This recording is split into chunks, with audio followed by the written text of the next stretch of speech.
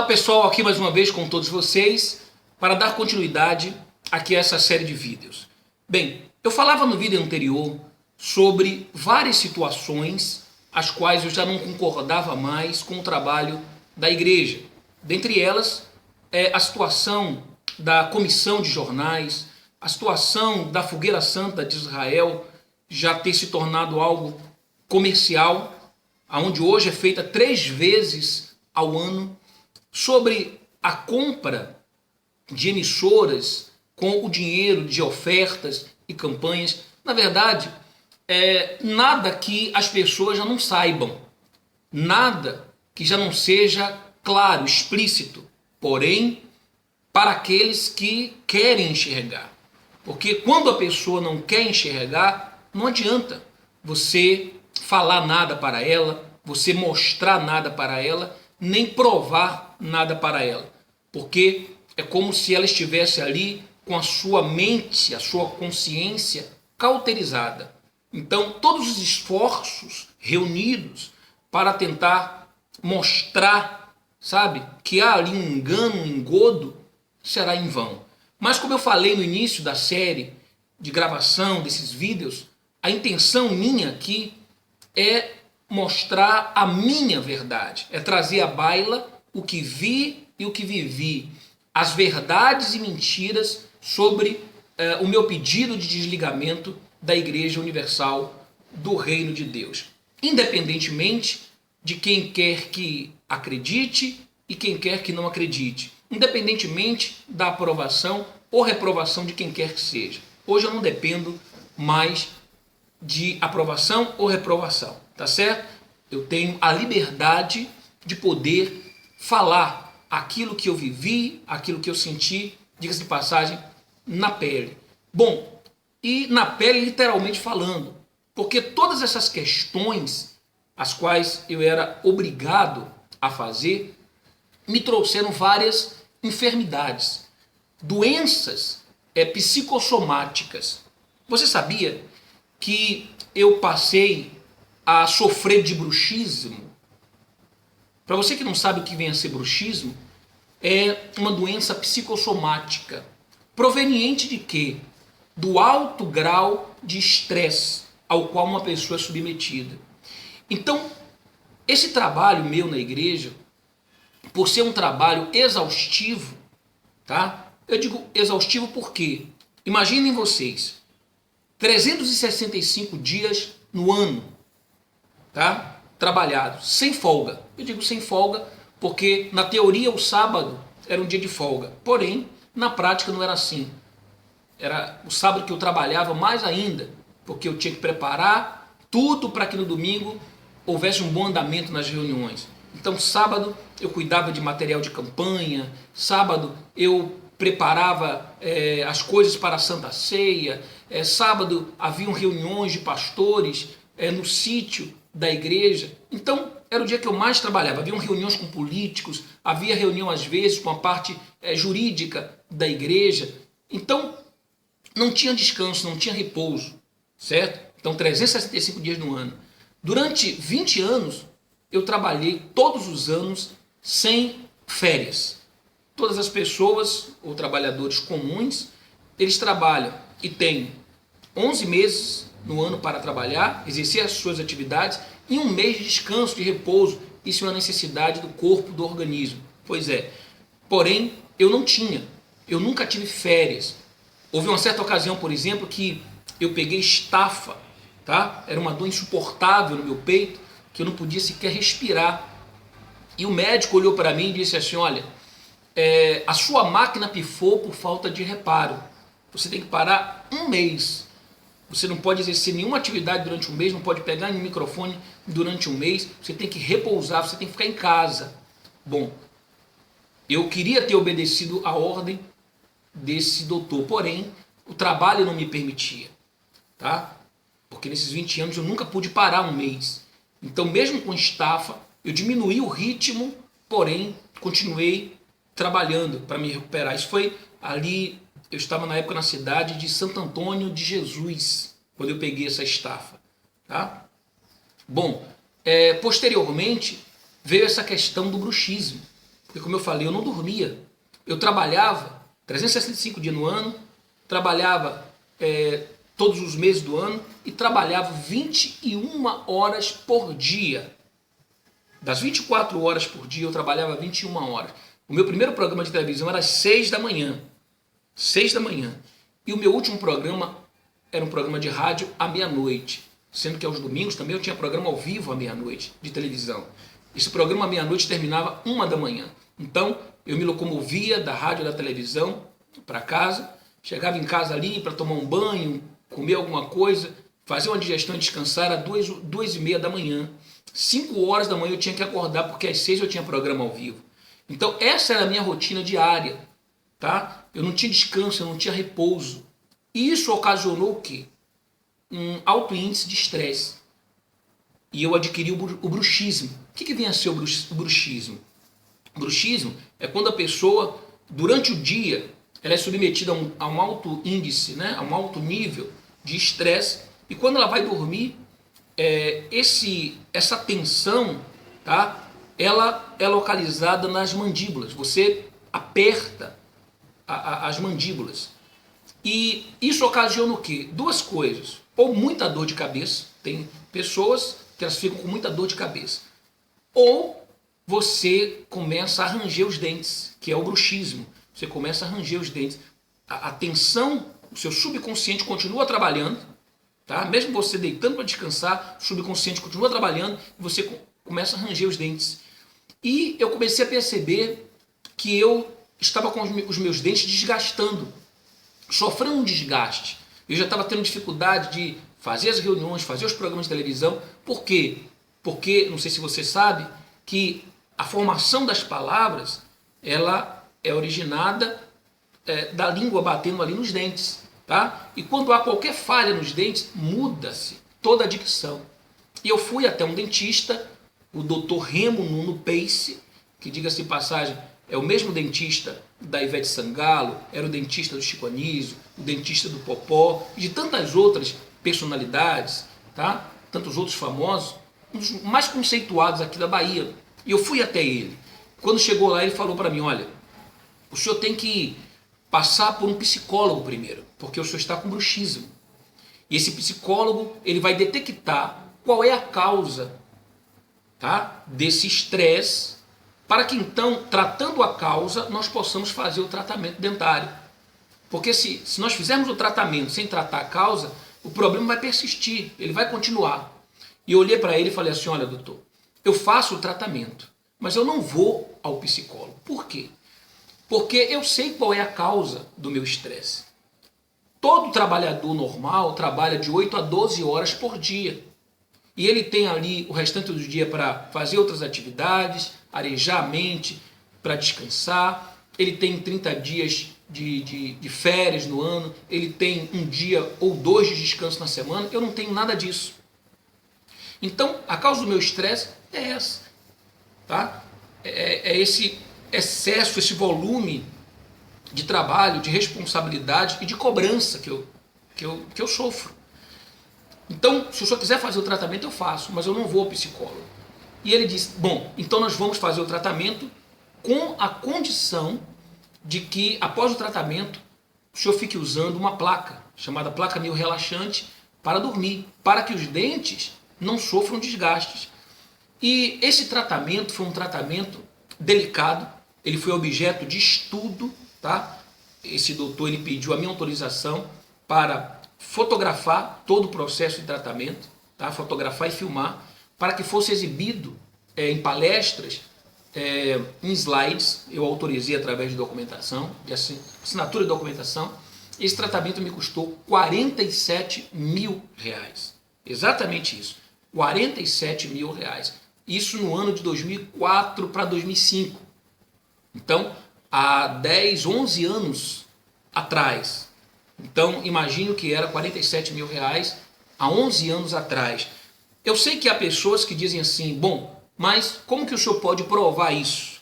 Enquanto eu falo aqui, tem um link aqui abaixo de acesso à pasta de documentos, onde você vai ver o diagnóstico do dentista, você vai ver ele dizendo que eu estava sofrendo de excesso de estresse, que o meu problema era psicoterapêutico, tá? Que era uma doença psicossomática proveniente do estresse, que se chamava bruxismo. Você vai ver os valores do orçamento de 47 mil reais, você vai ver recibos de pagamento desse valor, você vai ver tudo, tá certo? Você vai ver tudo. Então, esse foi um dos problemas que eu tive. Mas eu passei por um outro problema muito sério. Na verdade, esse que eu vou relatar agora veio antes dessa questão aí do bruxismo. Na verdade, o bruxismo já foi consequência desse outro. Por quê? Esse outro problema que eu tive foi um problema com o então bispo Sérgio Corrêa, que era o bispo responsável pelo estado aqui da Bahia. E eu era o bispo substituto, bispo auxiliar. Na ausência dele, eu assumia os trabalhos no estado. E, uma certa ocasião, esse bispo, eu terminei o programa das 9 horas da noite na TV Cabralha, na época, um programa de empresários que eu fazia. E quando terminou esse programa, ele mandou me chamar no escritório dele. Eu fui até o escritório dele. Quando chegou no escritório dele, ele disse para mim, mandou eu ir com a minha ex-esposa, tá? Com a qual eu fui casado 12 anos. Então ele pediu que eu fosse até o escritório, juntamente com ela. Ao chegar lá, ele disse o seguinte: olha, Natan, eu acabei de receber aqui uma denúncia de que você está tendo um caso com um garoto de programa. Não era nem garota de programa, era um garoto de programa.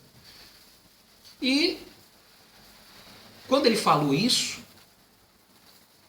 eu fiquei sem reação, tá? Porque falar o quê? Dizer o quê diante daquela acusação? Bom, e eu olhei para ele e disse o seguinte, falei, mas qual é o fundamento disso? Qual é a fundação, né, o fundamento disso?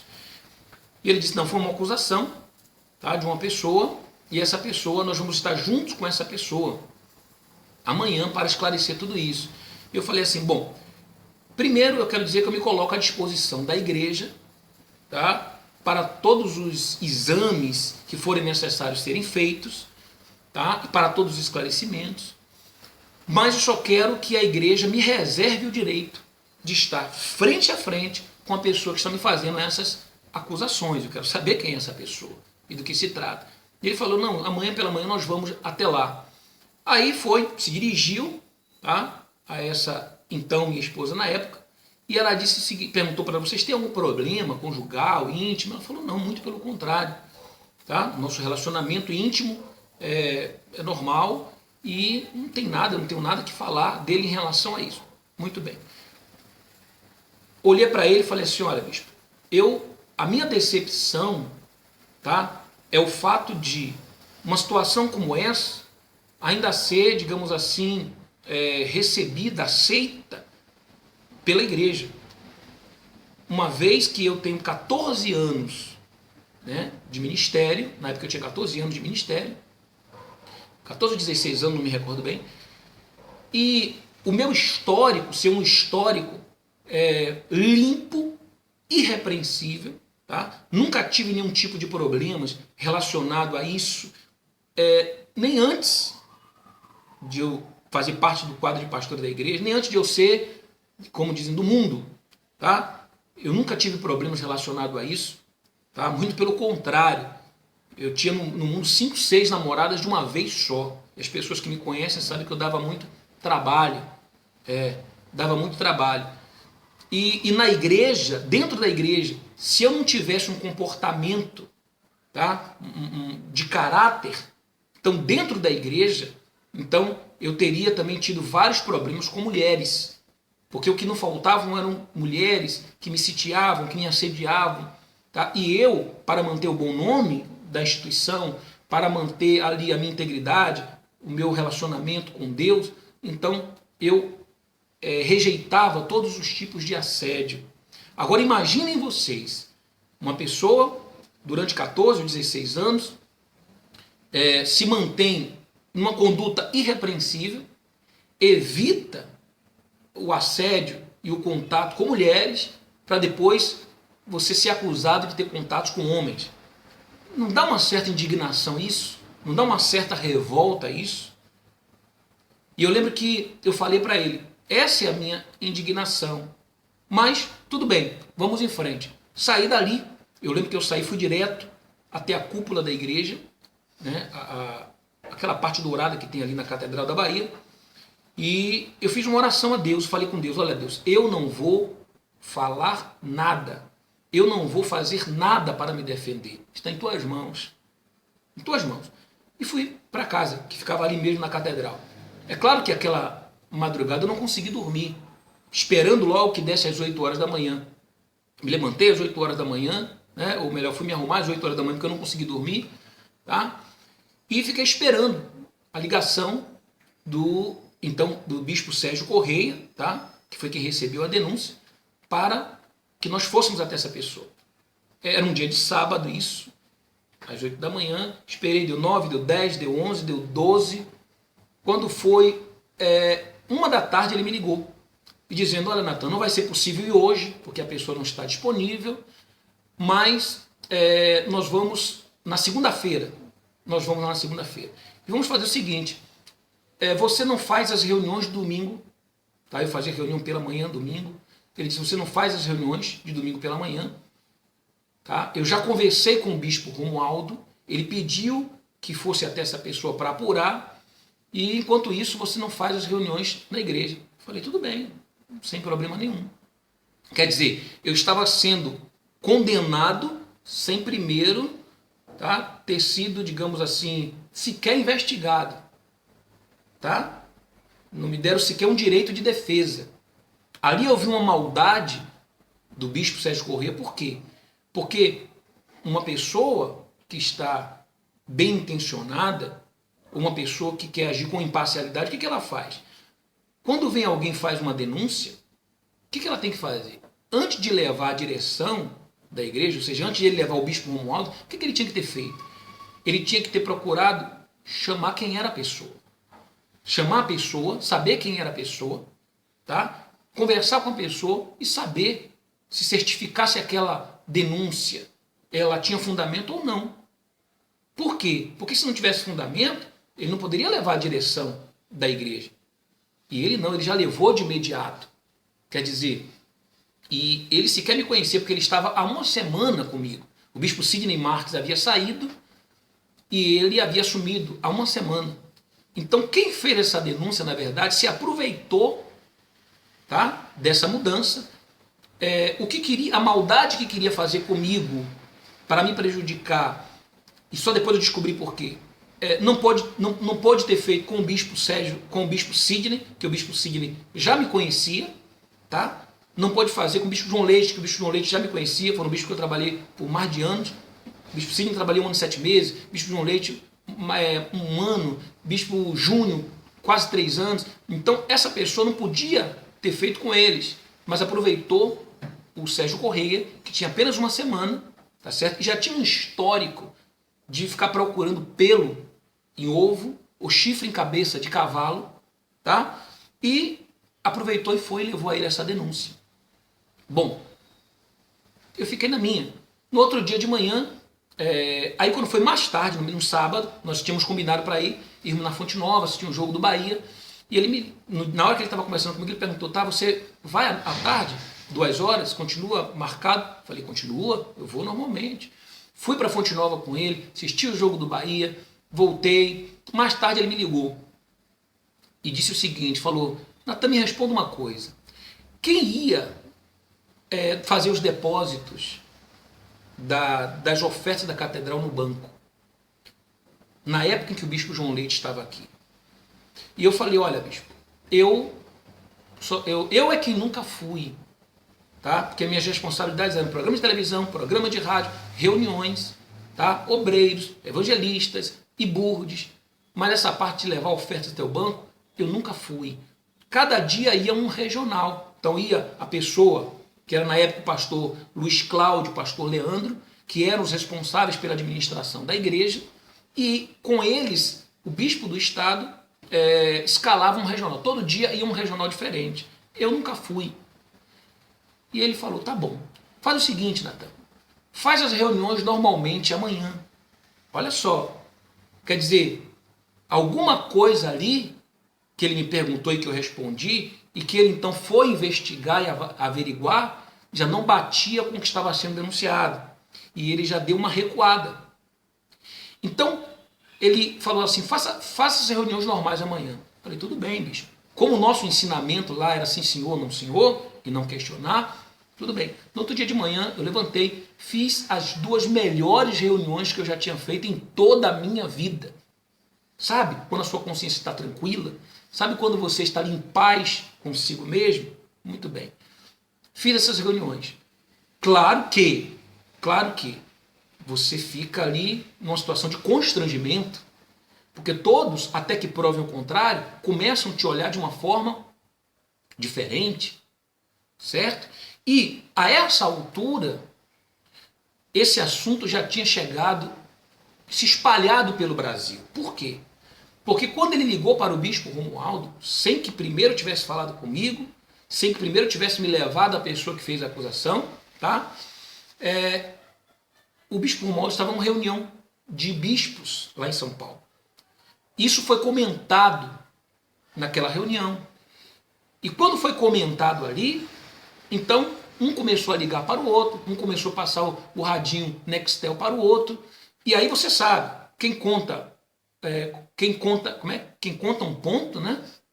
Quem conta um conto aumenta um ponto. Não tem um ditado que diz assim? Pois é. Então, cada um foi falando a sua versão. E eu lembro que no mesmo dia, o bispo Francisco Decoté, que estava aqui, eu tinha trazido o bispo Francisco Decoté para trabalhar aqui na sede comigo nos 318, me ajudar nos 318, ele falou comigo assim, poxa, Natan, o bispo Milton me ligou lá do Rio de Janeiro, perguntando para mim, poxa, o que houve com o Natan aí? Disse que encontraram foto dele aí até com um cara, olha só no nível que já estava, olha o nível que já estava a coisa, a maldade do ser humano. Bom, passou o domingo, na segunda-feira, quando eu me preparava para fazer a reunião dos 318 à tarde, 5 minutos antes, o bispo Sérgio ligou para mim, eu estava no meu escritório, pedindo para que eu fosse até a garagem onde estava o carro dele. Eu fui, tá? Na época acompanhado da ex-esposa, e ele me colocou no carro sem dizer para mim para onde nós íamos. Entrei no carro e fui. E no meio do caminho ele começou a me fazer várias perguntas. Dentre elas, ele perguntou para mim, Natan, me responda uma coisa, de onde é a sua família? E eu falei assim, a minha família mora no Lobato, todos os meus irmãos, a minha mãe, são todos do Lobato. E ele falou assim, e no interior, você tem familiares no interior? Eu falei, não. Minha família sempre foi aqui da capital. Falou, tá bom. Continuamos. De repente ele para o carro na frente da igreja de Caminho de Areia. Era a sede regional. Tá? E ali na porta da igreja quem estava? Um pastor chamado pastor José Lopes. Esse pastor José Lopes, ele era irmão do bispo Célio Lopes. É irmão do bispo Célio Lopes. Só que esse pastor José Lopes hoje não está mais na Igreja Universal. Tá? E ele estava lá. Quando eu vi o sujeito, então passou logo o filme na minha cabeça e caiu a ficha. Aí eu vim entender o que estava acontecendo. Porque esse pastor, ele me odiava. E por que ele me odiava? Ele me odiava porque ele tinha problemas com o bispo Francisco Decoté. Tá? Por que ele tinha problemas com o bispo Francisco Decoté? Porque essa igreja de Caminho de Areia, ele assumiu da mão do bispo Francisco Decoté. Quando eu precisei de alguém para me ajudar nos 318, porque até então só tinha reunião de 3 da tarde e das 7 da noite. E as reuniões estavam muito cheias e eu queria abrir às 7 da manhã, às 10 da manhã. Então eu falei com o bispo Sidney Neto, falei, olha, bispo, eu preciso de alguém. Ele disse, quem? Eu falei, o bispo Francisco. Tá? E aí então ele falou, tá bom, pode trazer ele. Então eu trouxe o bispo Francisco de Caminho de Areia e pro lugar dele foi quem? Foi o José Lopes. Quando esse José Lopes chegou lá, ele encontrou algumas dívidas deixadas pelo bispo Francisco. E ele pegou essas dívidas e ao invés de dar um jeito de pagá-las por lá, porque assim era o procedimento correto. Todos os pastores e bispos da Igreja Universal sabem. O pastor chega lá, tem uma dívida, ele paga. Se não foi uma dívida pessoal daquele bispo ou daquele pastor, foi uma dívida que ele fez na igreja, comprou cadeira, reformou a igreja. Então o outro que vai lá assume e paga. Ele não, o que ele fez? Ele pegou todas aquelas dívidas e levou para o bispo Sidney. R$ 8.000 de dívida na época. O bispo Sidney chamou o bispo Francisco, deu uma bronca no bispo Francisco, tá? E mandou o bispo Francisco pagar. Falou: Francisco, você vai pagar a dívida. E o bispo Francisco foi e teve que pagar aquela dívida de R$ 8.000. Muito bem. Só que quando aconteceu isso, o bispo Francisco começou a retalhar esse José Lopes. Como retalhar? Começou a cobrar as coisas dele. Tipo assim, segunda-feira tinha que mandar os auxiliares da região para ir para os 318. Tá? Todos os auxiliares das igrejas daquela região iam para os 318. E quando José Lopes não mandava o bispo Francisco ligava para ele e cobrava: Ô José, cadê o auxiliar tal que está faltando? Ah, bispo, tal. Não, eu quero que mande agora e tal. Então começou a pressionar ele. Então eles criaram uma rivalidade. Só que o José Lopes, que era esse pastor regional, esse que levou a acusação para minha pessoa, uma acusação infundada, o que ele queria? Ele queria um jeito, porque ele era irmão de bispo. Ele era irmão de um bispo até conceituado na igreja, conhecido, que é o bispo Célio Lopes. Tá? Então o que ele queria? Prejudicar o bispo Francisco. Só que ele não conseguia prejudicar por causa de mim. Ele dizia que o bispo Francisco era meu protegido. Então, como ele não podia ir diretamente no bispo Francisco, qual foi a maquinação dele? Eu derrubo o Natan, tá? E derrubando o Natan eu consigo atingir o Francisco. Então, eu entendi tudo quando eu parei na porta daquela igreja. E quando eu vi ele lá. Entramos, ele não entrou, ficou do lado de fora. Chegamos no escritório, eu, o Sérgio Corrêa, tá? E a minha ex-esposa, e tinha lá uma pessoa sentada, uma senhora, aparentava uns 50 anos de idade. E quando nós chegamos lá, ele falou para a senhora: olha, senhora, relate aí então tudo que a senhora passou para mim, ou melhor, passou para o pastor. E ela disse: bom, eu tenho um filho, que esse filho é homossexual. E um dia nós estávamos assistindo um programa de televisão, tá? E quem estava fazendo o programa de televisão era o bispo Natan. E assistindo ali o programa, eu olhei para o meu filho e falei: meu filho, tá aí, ó, você precisa mudar, sair dessa vida que você está, você precisa ser um homem de Deus. E ele olhou para mim e disse: ah, mãe, a senhora está pensando o quê? Que é só eu que vivo essa vida? A senhora está pensando que os seus pastores e bispos da igreja não fazem isso também, não? Tá aí, olha, esse que está fazendo o programa de televisão aí, ele tem caso comigo. Nós vamos no hotel da Bahia e ele vai lá comigo com uma mala cheia de dinheiro. Olha só, isso ela falando e eu observando. Aí ela disse assim, e mais, ele disse que nesses encontros, né, eu tinha falado algumas coisas pessoais. Ela falou assim: o bispo Natan tinha falado algumas coisas pessoais para ele, como que a família dele era toda do interior, que ele foi criado com os avós dele. Ela falando que eu tinha dito para essa pessoa isso. E aí o bispo Sérgio interrompeu e falou: olha, senhora, tem alguma coisa errada. A senhora deve estar falando de outra pessoa, porque não está batendo, as coisas não estão batendo. Fala aí, Natan, o que você tem para falar.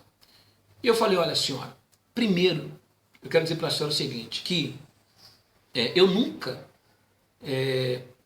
fui criado por avós, tá? Porque eu não conhecia avô parte de pai nem parte de mãe, não conhecia avó parte de pai, parte de mãe, todos são mortos. Nunca fui criado por avós. Os meus pais se separaram, eu tinha 13 anos de idade, 7 irmãs minhas foram morar com a minha mãe, e eu fui morar com o meu pai, que tinha 78 anos de idade, eu já idoso, e eu não queria deixá-lo sozinho.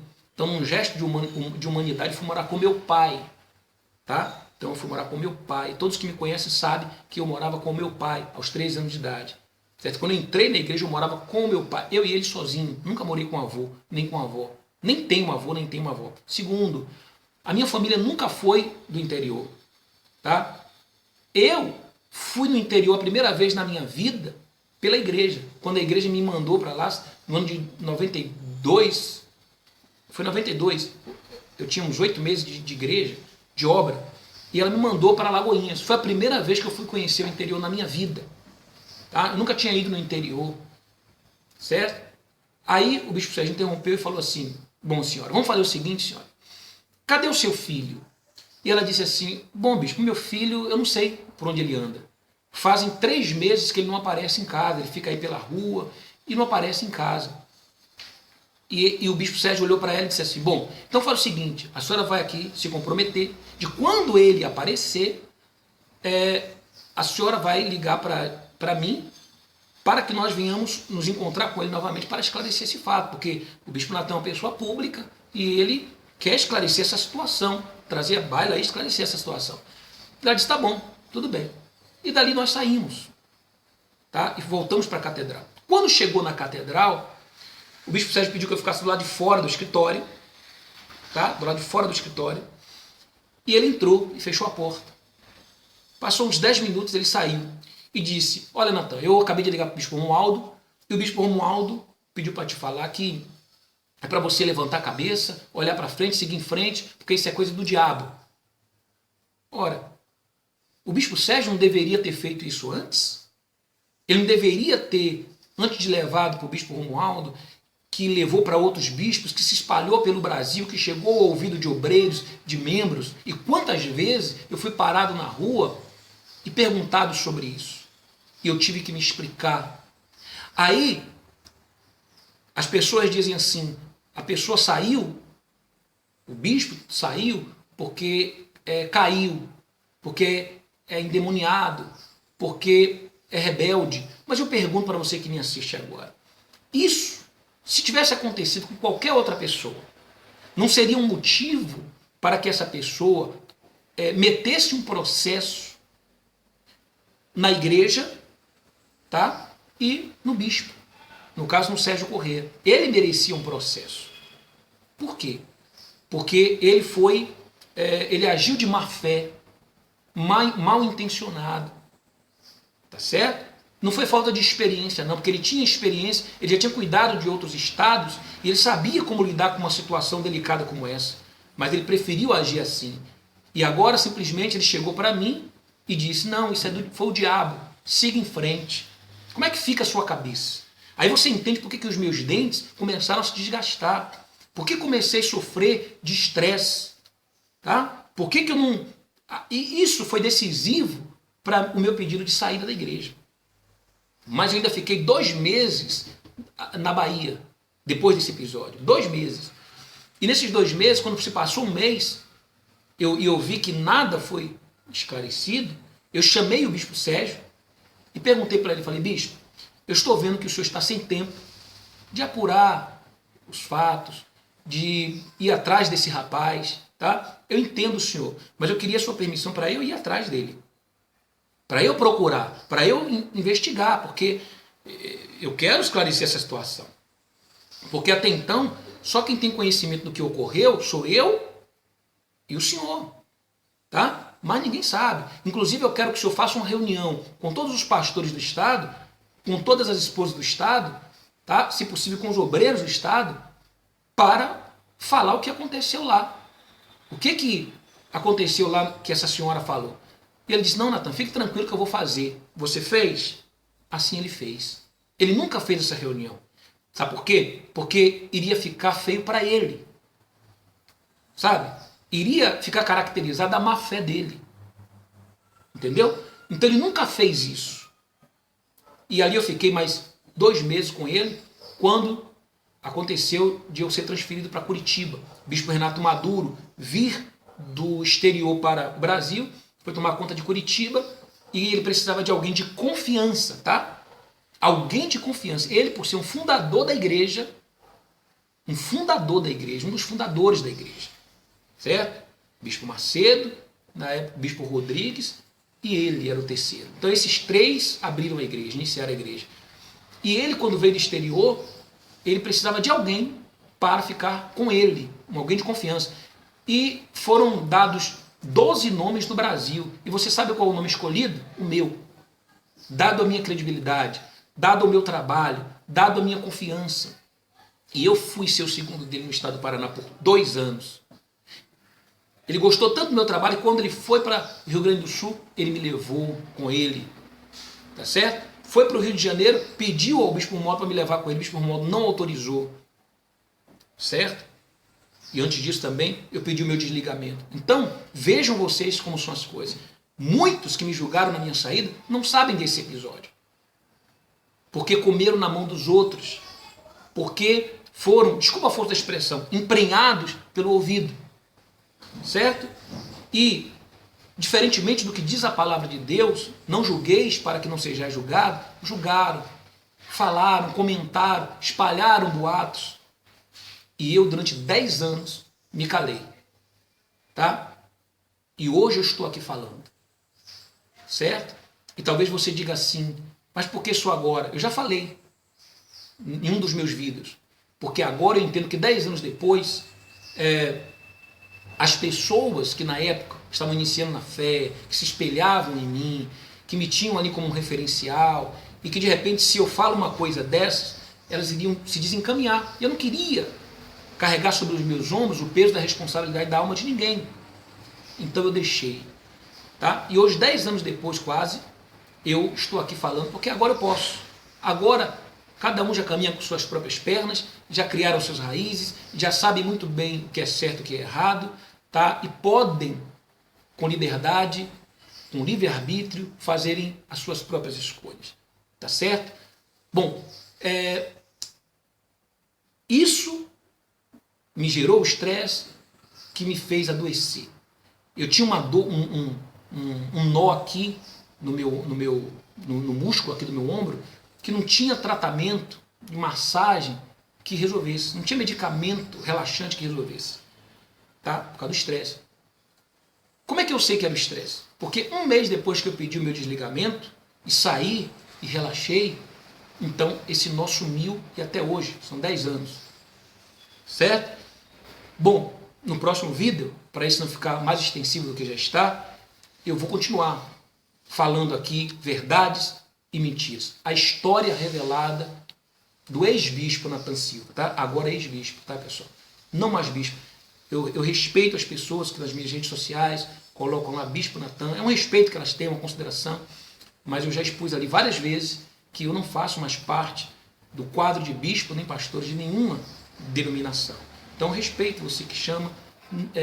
Se você quiser continuar chamando, fique à vontade, mas eu não sou mais, eu não exerço mais essas funções, tá bom? Mas respeito o seu carinho e agradeço a sua admiração, tá bom? Então, até o próximo vídeo. Clique aqui no link aqui embaixo, que você vai ter acesso ao próximo vídeo e mais. Eu tenho muito mais para falar aqui nesses vídeos, tá certo? Então, até o próximo vídeo.